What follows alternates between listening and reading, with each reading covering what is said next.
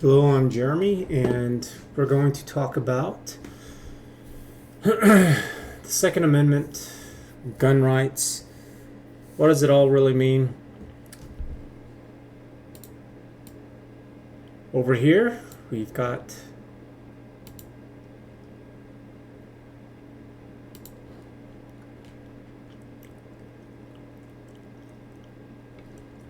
our work that we've been doing with gun control and mass shootings, and I know it should be two separate things, and it'll get to a point where it'll be a billion different things, or it'll be 100 different things.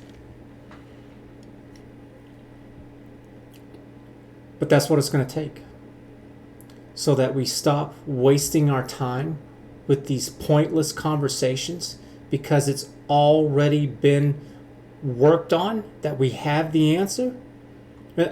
This is the only way to get to it, is that there needs to be a place where you've got all the information together at one place. Correct, accurate information. And I know I use Wikipedia a lot, and you might be thinking, well, why not use Wikipedia? And it's because it's not everyone is involved with that. It's very few people. Yeah, a lot of people can go in there and they can type this stuff, but they have like a group of people where they kind of oversee everything. And if they don't like it for some reason, then they can just arbitrarily change it. That's not the way that my site's going to run at all. I've got it figured out. And there's going to come a lot of power with that, and a lot of responsibility. And I don't give a damn what anybody has to say. I'm going to do what's right. And I know how to determine a lot of this stuff as being right. Part of it is that I'm not even going to determine it. It's all going to be automatic features. And people are going to have the control for once. It's not going to be some big, massive corporation. I will be the first owner, the last owner, the only owner. By the time I'm done with it, it'll be automatic control, cruise, or automatic pilot. Think of it like that.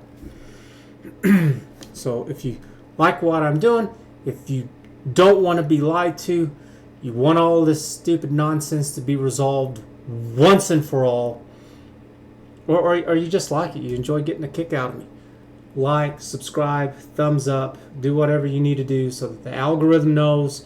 Also lets me know that there are people who are also interested in all this stuff. So let's go ahead and get into it. So what we're going to talk about today is a Tim Pool video called Biden Wrongly Denounces Constitutional Rights in Order to Enforce Democratic Gun Control Agenda. 30-minute video. We're not going to go over all of it. We never do. We're going to talk about the Constitution of the United States with the Second Amendment.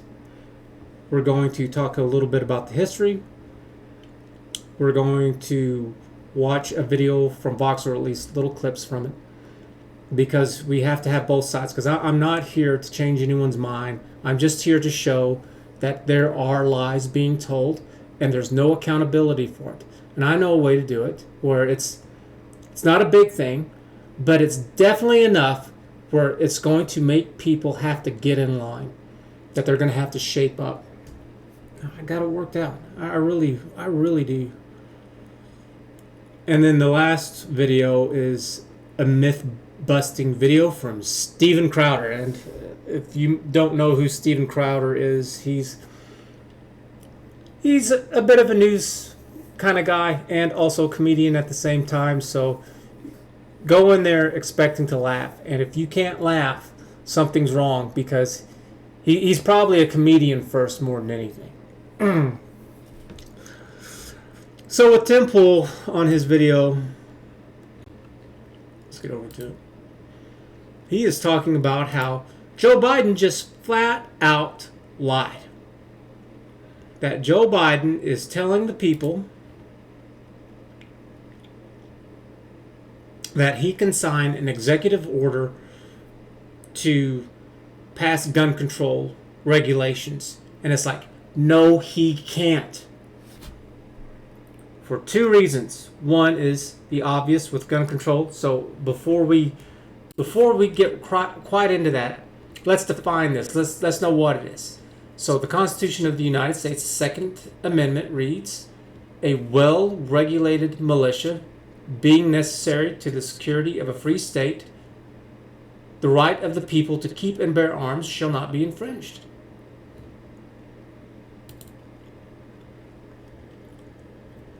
I'm going to have to look into Wikipedia a little bit more. There's a lot of information right here.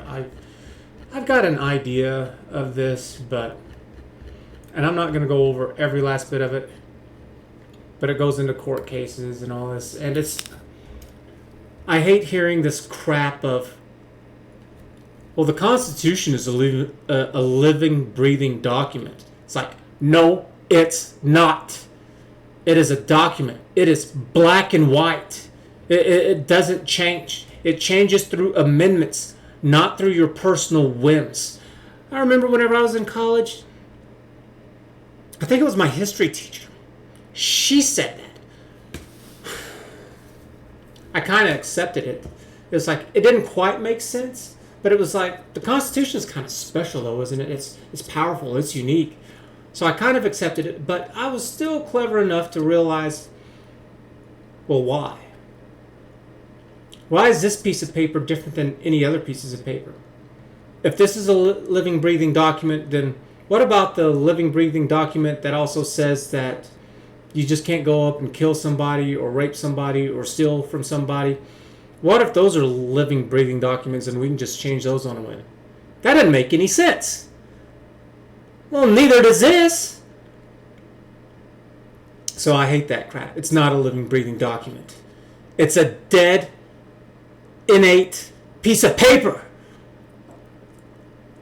So the other reason why Joe Biden cannot do this is because we have a system of checks and balances. He's the president. It's president, not dictator, not emperor, not king. He doesn't get to go around and do whatever the hell he wants to. The laws go through Congress, and then he can approve them or veto or whatever it is, but he doesn't make up the laws. And this is something that the president has gotten, the executive branch has gotten much worse with over the years, and that they do this stuff. Obama kind of went nuts with this stuff, and it's like, no, that's wrong. And there's a lot of arguments about this, because whenever you sign an executive order and you do like create all these government jobs, then you have an influx of people who were never voted into office. It's like, that's absolute trash. These people are supposed to be held accountable to the government. I just saw a video where a guy talked about this. He was a politician. I forgot his name off the top of my head, but he was from up north. It's not. I'm from down south. So, talking about how in the Constitution, it's talking about, and I just pulled it up right here to show.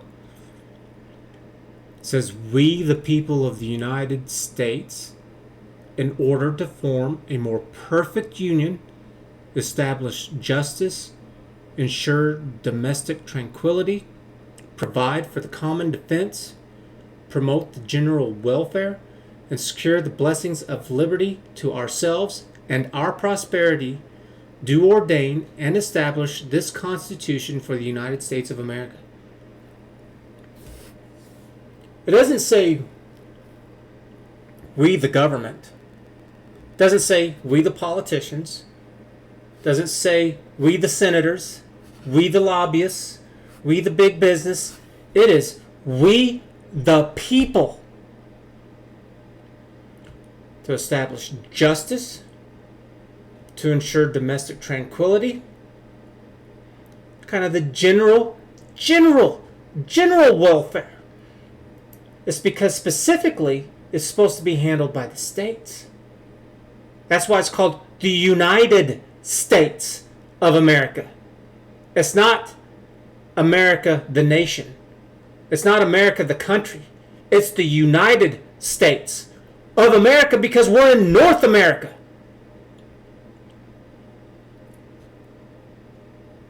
To secure the blessings of liberty. Liberty is another word for freedom. Not tyranny, not oppression, not authoritarianism. Freedom. To ourselves. Not to the government. To ourselves. The people. And our prosperity. And you know what's prosperous for me? It's not what's prosperous for you. It's not what's prosperous for Republicans or for Democrats, because I am my own person.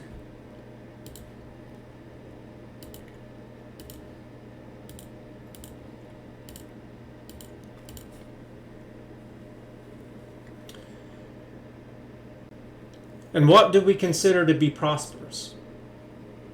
Well, what a Christian would think would be a prosperous life is going to be different than someone who's an atheist or a Satanist or a Hinduist or a Buddhist or a Muslim. They all have different ideas because they're all after different things.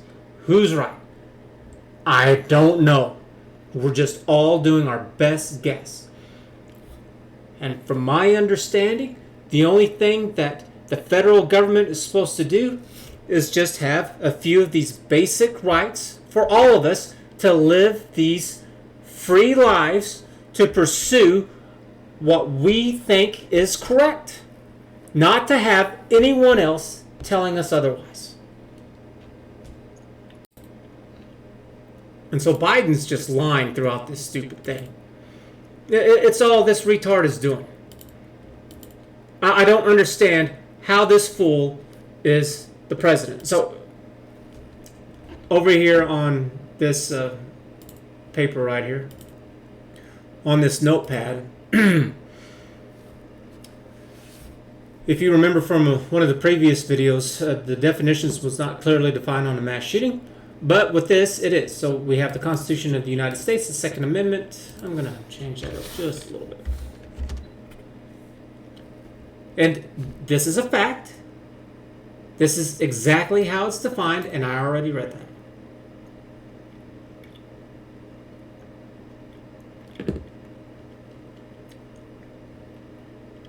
So we're going to fill this on as we go through. So Joe Biden cannot just do this. So why is he lying? Because you know what? Even if you want to say that Joe Biden is just an idiot, that the President of the United States does not understand the Constitution and what the executive branch is, that's why he has a staff. It's why he has the presidential cabinet. He's surrounded by experts who do know. So why is he saying this? Well, one is that, as I've said many times, he's a politician. He does not care about what's right or wrong. He cares about being reelected. He cares about money. He cares about helping his constituents. He cares about all these people who are just giving him money. It's, hey, they scratched my back, now it's time I have to scratch theirs. And some of it is just lip service. That's what this is. This isn't going to go anywhere. This isn't going to happen. But he's wasting a lot of money because he is putting people to look into this and to push this stuff and to do something. Even if he knows it may not be real, he still has to go through the motion. He still has to play the part. And it's just trash. And he should be sued for this. He should not be able to do this at all. Why is there no accountability for him? There could be, and there absolutely should be. And he goes on to talk about how people are too ill-informed, that they are just too ignorant or stupid. I'm sure it's both. So, for example, you can yell fire in a crowded theater. And that was actually brought up before the Supreme Court like over 50 years ago and said, yes, you can. What Joe Biden is really doing is he's playing into people's emotions and their ignorance. And I can't help but... Why are there so many people who don't see this, who don't know any better? I don't want to believe that these people are just evil, that they're just going, I'm not going to swallow that pill. That's too far a bridge. No. So it's got to be that they think that this is something that's right. And so what is it? It's that they believe these platitudes. And if you don't know what a platitude is just a it's just one saying. Maybe it's a sentence or two. Sounds real nice, but it doesn't have any meaning to it. It can be completely the opposite of what reality is. It's just something that sounds cute. Girls really are big into platitudes. They have these little sayings that they'll put up around the house, like live, love, and laugh. And it's like, why? Who said that those are good things? It's like live, okay, well, that's kind of obvious. How should you live? Love, it's like, no, there's plenty of things not to love. That is so vague. Did you know that love is the single most used word in the English language? Because they say it with everything. They say, oh, I love this burrito, or I love my clothes, or whatever. It's like, then whenever you say that to someone else, then you've just compared that person to a damn burrito. And laugh. It's like, yeah, laughing, I guess, sometimes is fine, but not all the time. I mean, if you were laughing all the time, people would probably start calling you the Joker or something.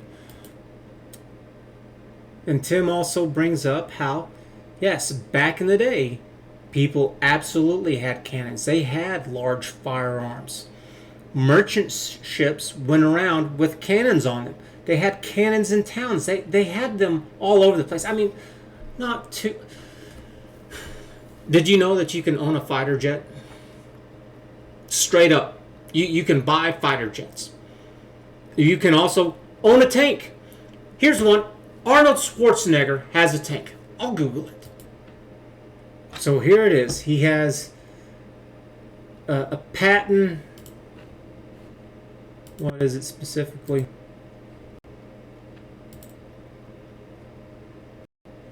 An M74 Patton tank. Because in Austria, whenever he was there, he served.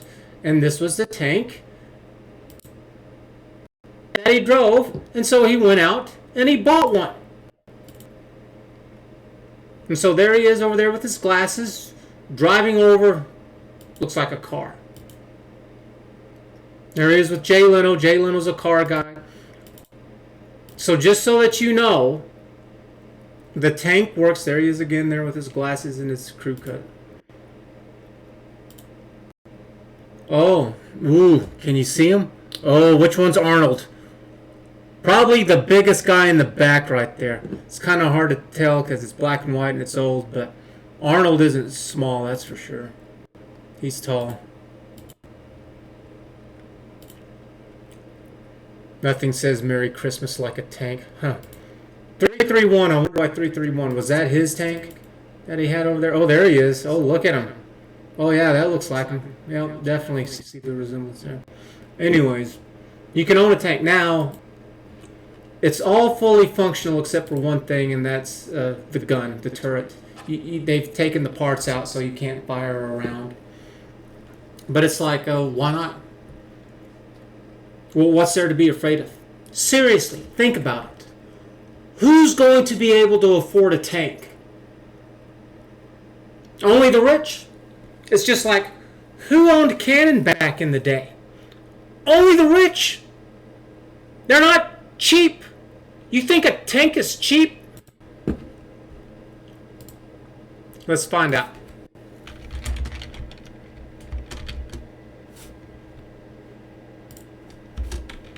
Pay for his tank. How much did he pay for his tank? Arnold Schwarzenegger paid $20,000 to ship his old tank to the U.S. Is that how much he paid just to ship it? Or that's got to be...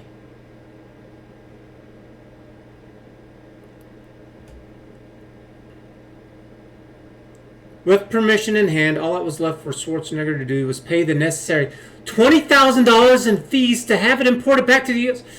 That was just $20,000 in fees. How much was the damn tank?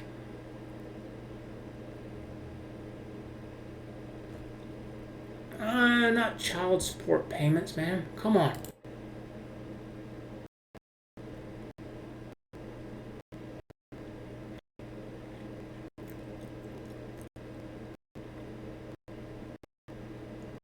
It may not say. It may not say. What am I thinking? It may not say. But yeah, who's you think that thugs on the street are going to own it? And then let's just say they did happen to get a tank. What are they going to do with it? Everybody's going to know exactly who has that tank. I was in the Army. I was a 19 Delta Cavalry Scout, and I was stationed in Büdingen, Germany, and I was deployed to Bosnia. And whenever we got deployed there, we were the first U.S. soldiers over there. Other forces have been there, and so that's what this is right there. That's the I-4 flag implementation force. And whenever we got to Bosnia, there were people who had tanks parked in their front yards like they were RVs. People were walking around with AK-47s slung on their shoulders. Nobody fired at us. You think that they didn't want to? They did. You know why? Because whenever we got there, we set camp outside of, I think it was Sarajevo, if I remember correctly. It's been a couple of decades. And they were shooting with the other UN forces there. And it's because the rest of them, they weren't much, but whenever we got there with our big Abrams, they didn't fire at us. They were too scared. Because the U.S. doesn't play games. It's like, yeah, we're not going to come over and steamroll you, though we could. We're going to come in and we're going to put a stop to it. Shoot at us. Dare you. Shoot at us. We weren't playing games. We had guns drawn, weapons armed and loaded, the whole kit and caboodle. They weren't firing at each other. It was just skirmishing stuff going on. Because what had happened, from my understanding, if I remember this correctly, whenever their leader died, he was the one that was kind of keeping the peace. And then their factions divided up, and one side ended up with kind of all the military arms and started massacring the other side. Kind of along those lines. They gave us a little buck. And I wouldn't be surprised if it was wrong, because it might have been propaganda. Because there was no way to check. Back then, let's see. Yeah, there was no internet. There was no internet. It was just coming about because whenever we got back and we were back in Büdingen after we were done with our tour, which was about a year long, we were just talking about the internet, and I remember several of them telling me that, yeah, you can just go to your computer and you can just type stuff in and it'll bring stuff up. I was like, what? What are you talking about? I didn't understand what it was. And nobody had a computer. The only people who had a computer were people who were married who were living in housing outside of the base. Everybody inside the base, they didn't have computers because they didn't have internet because there was no wiring for it at all. I did end up buying a computer, though, because it was easy to buy one because everything was paid for by the military, so pretty much your entire paycheck was whatever you want. So even though the paycheck wasn't too good, because you didn't have housing, you didn't have to pay for food and a bunch of no utilities and all this stuff, it was actually really good because it was all pretty much do whatever you want to with it. And it's like, yeah, so how are you going to get away with that? Who's going to be able to afford that? It's not like everybody in the block's going to have one.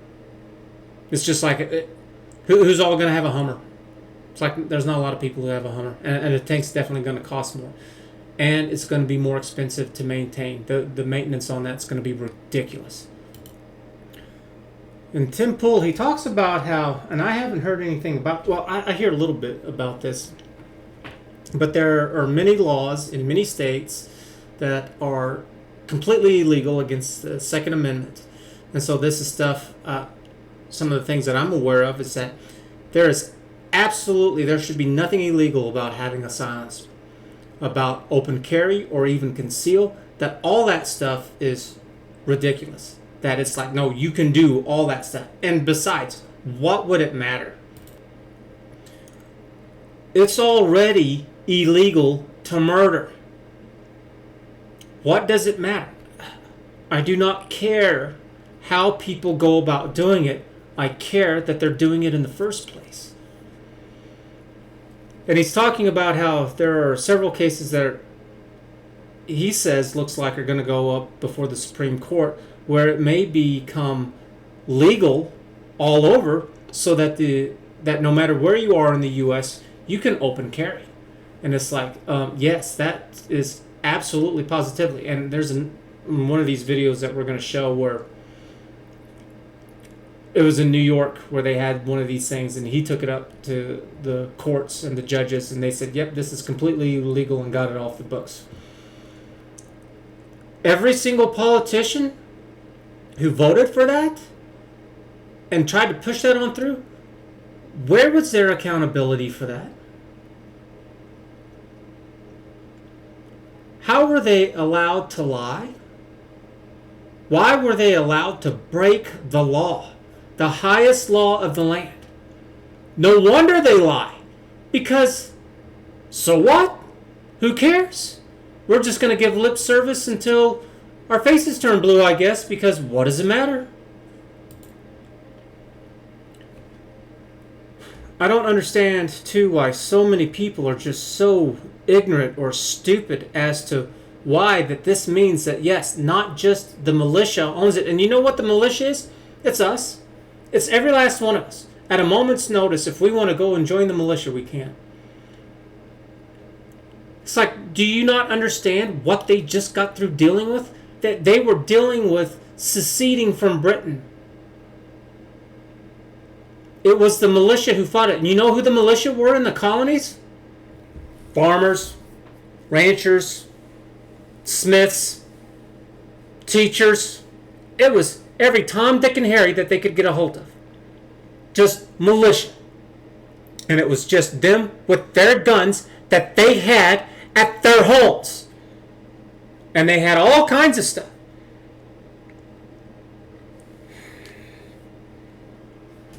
I don't understand why people don't take this into content. They just got through dealing with tyranny from the King of England. They used their militia, which was just normal people who didn't have training, and they're the ones who fought. It was a huge amount. I watched a video where it's in reference to that same video where he was talking about the Second Amendment and how George Washington's big cross of the Delaware, and he went over there and attacked like 800 German soldiers and then made it back across, and it was just brutally cold, and a lot of them were injured. And then within the next week, 15,000 soldiers or 15,000 militia came in aid because word spread, and it's like, oh, we're going to win this. I really don't like the British and what they're doing. Apparently dumping the tea on over was not enough to get the message across, and so they fought. Militia. People. It's what it's designed to do. It is, again, as it says, it's we the people. For the people, by the people. Not for the government, by the government. Not for the politicians or the lobbyists or any of that stuff. For the people. For me and for you. And then he talks about how it's like it's blue states that do this. And they restrict everything all the time like mad. And then it does absolutely nothing. You know why? Because you can write down everything that you want to on documents, and you can make it look as legal and professional as you want, and the criminals do not care. It's just like with those illegal immigrants who come across, and I made a video about this. They were getting paid less than minimum wage, because what are they going to do? They're not going to be able to go over to the government. They're not going to be able to go over to the government and say, hey, I'm working this job and I'm not getting paid minimum wage. Everything that they were doing was illegal the moment they stepped over the border illegally instead of going through a checkpoint. Their paperwork, their job, everything is illegal. They don't care.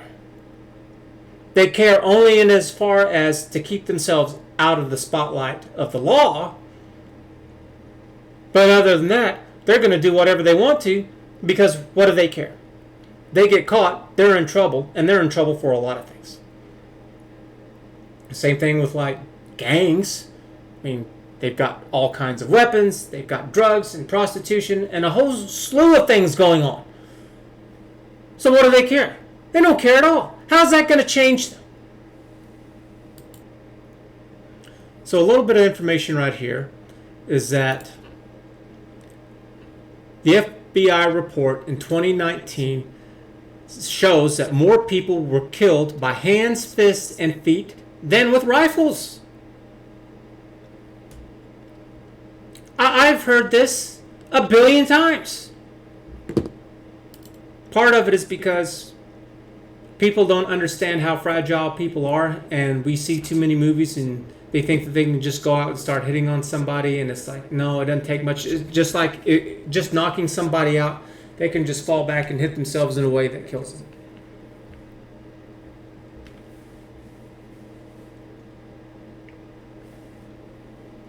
These people who focus on this gun control stuff, they don't care about violence, because the violence that happens with guns, it's one small piece.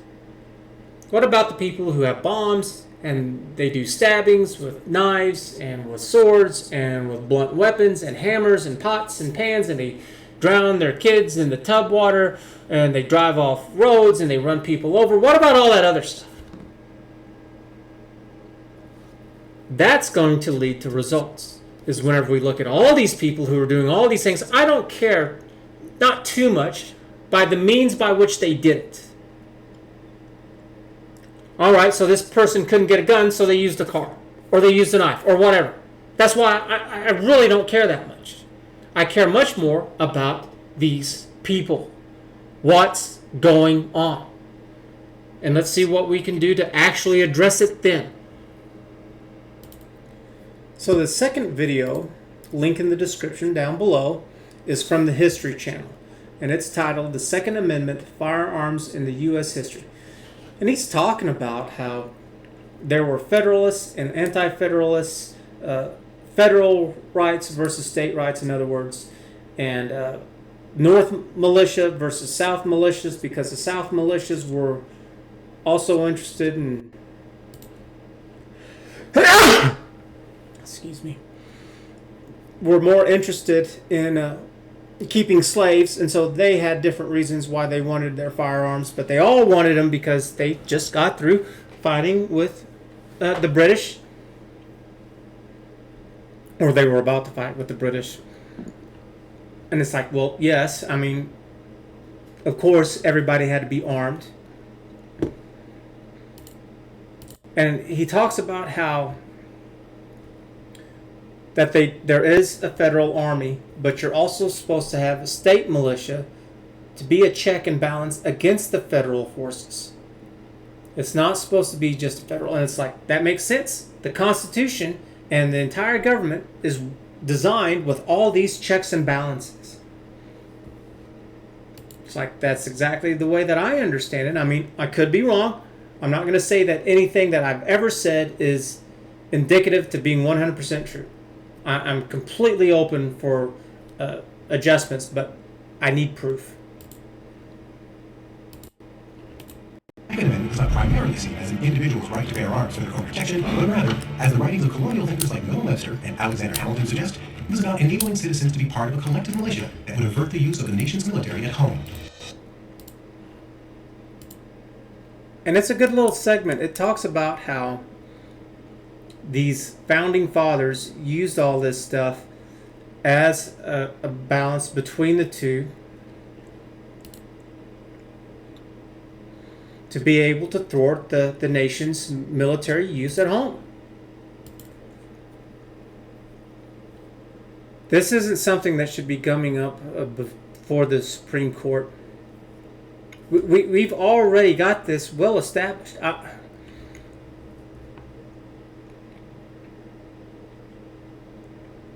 I think it's really because of a poor lack of education. I think that's a huge part of it. And I think what happens is that you wait a while, you wait a generation or so, and then it comes back up again. And then everybody, through that process, they get kind of re-educated. At least enough people to be able to say, yeah, hey, this is nonsense. We're not going over this. We're not going to let this go. We're going to stick to our guns with this stuff. So, and it shouldn't be going on, because today, with computers and technology, we should have a better source of information than what we've ever had before. So this shouldn't be going on. It's a waste. It's a waste. So we're going to move on to a video with Fox, and then the last one with Steven Crowder. And so Fox, I was surprised they got some things right and some wrong. And so right here, this is half right and half wrong. So no background check at a gun show is absolutely false. You have to have a background check whenever you're going to a gun show. Private sale, though, they are correct. If you go and you just buy a gun off somebody who has a gun, there's no background check that's required for that. Which one's right? I think technically the background check is illegal. I think if you were to really put it up to the Supreme Court and have them do it, I think it would be found illegal. Does that mean that that's correct, though? Because they talk about this in the video about even with the universal background check. Is in favor of this. There's only... yeah, I don't care what people are in favor of because people are dumb. It talks about how it doesn't capture all these people who have a criminal record.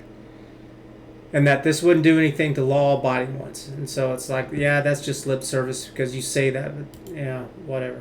That it takes 108 seconds to do it because of technology today. It's like, that's... I've never known of a background check going that quickly. I mean, maybe I'm wrong. I don't have a gun, so I don't know. I've fired my fair share of guns, and these little things that we've got now, it's nothing compared to what I was shooting in the military, so... There's no background check that's ever going to be able to determine if somebody is mentally ill or not. Because our whole mental health system in the U.S. is trashed. This guy's an idiot right here.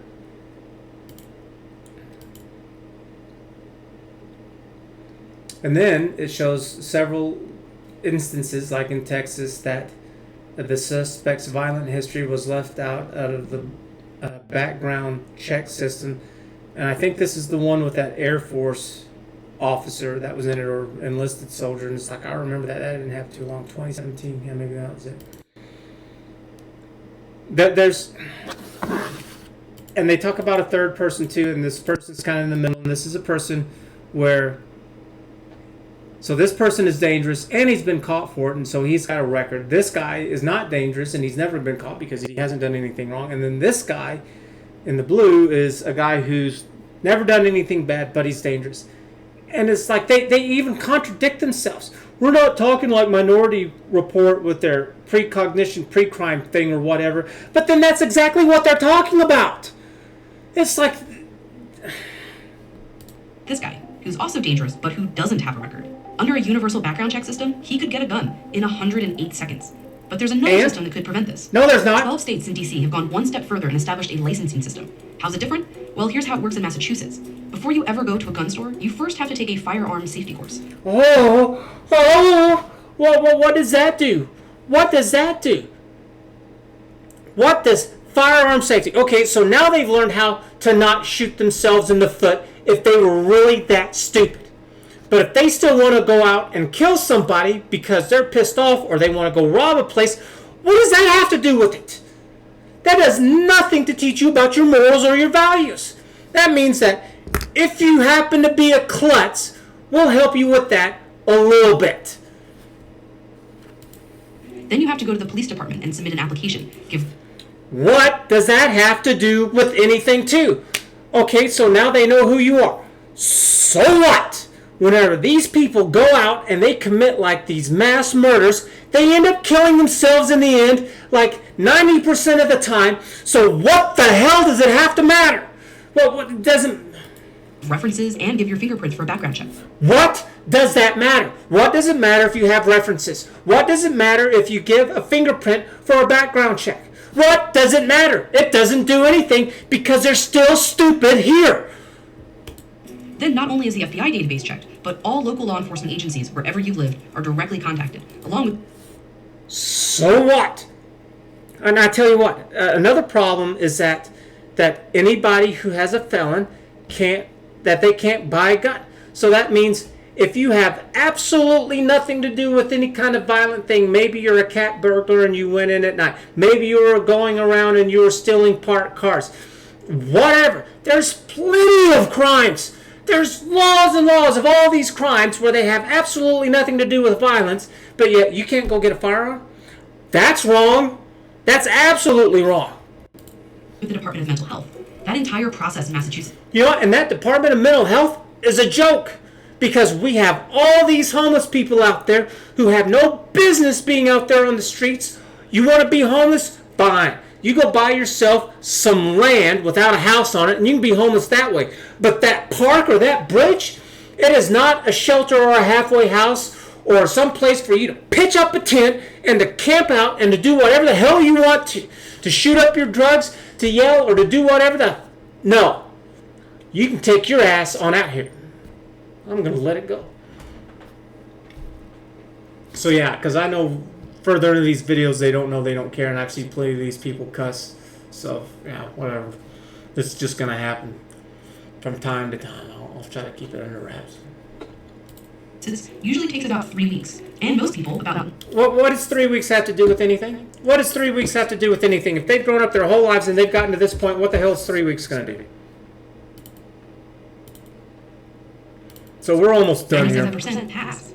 Knowing about the licensing system will prevent a law-abiding citizen from going through the process and obtaining a firearm. I still don't care because it's still illegal. You are punishing everybody. The only thing that I see with this is that, well, we're going to create more government officials. We're going to put more red tape in the way. This is another reason to raise taxes and to take more money from you for nothing. This is not the answer. Because I want to know about all crimes and all criminal activities, not this one little small little piece. Virtue signaling. It's Dr. Cassandra Kerfasi. She researches health policy at Johns Hopkins, and she's one of the authors from the studies earlier. She says the reason licensing works is that it's designed to do both of the big things background checks fail at. A, to properly identify and screen out people who shouldn't have guns. You don't know who those people are. So many of these mass shooters have got nothing on their criminal records. That's why they're able to get guns, because they don't have jack. And B, create a system to reduce impulsive gun purchases. Oh, I've heard this one too, that you shouldn't be able to, that people go out and they get pissed, they get into a fight, and so they want to rush to the gun store and go buy a gun and go kill them. I have never heard of such a thing. I have never heard of somebody that got so pissed off that they were like, I need to go get a gun to kill somebody. If they really wanted to kill someone, what the hell do they need a gun for? Why not just pick up a knife? Why not break into their place in the middle of the night and slit their throat? Why not take their car and just run them over? What the hell are you talking about? It's just one damn stupid lie after another. So I'm going to end it right there because I tell you what, I don't have high blood pressure problems, but I keep making these videos, and I tell you what, that's exactly where I'm going with all this crap. So I hope you've liked and enjoyed it, and you're tired of all this nonsense. Like, thumbs up, subscribe. I've got Patreon and Subscribe Star. Help me out with that algorithm so we can get it out there. Share this with people too. Ask them, hey, what did you think about this? Did you understand this? Because it's not like I'm trying not to make this beyond anyone's capability of understanding what it is that's being said. So, thanks a lot for watching. We'll catch you again later. Bye.